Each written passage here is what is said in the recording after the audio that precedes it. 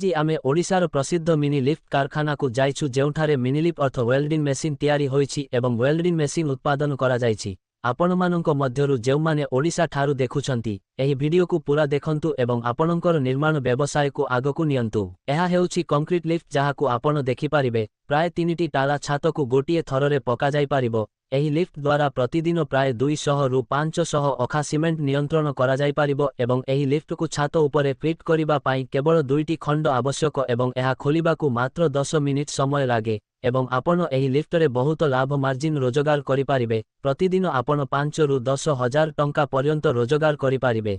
तेणु जेउमाने ओडिशारू एही वीडियो देखुछंती विलंब नकरी आम ओडिशा शाखारू एहाकु नियंतु।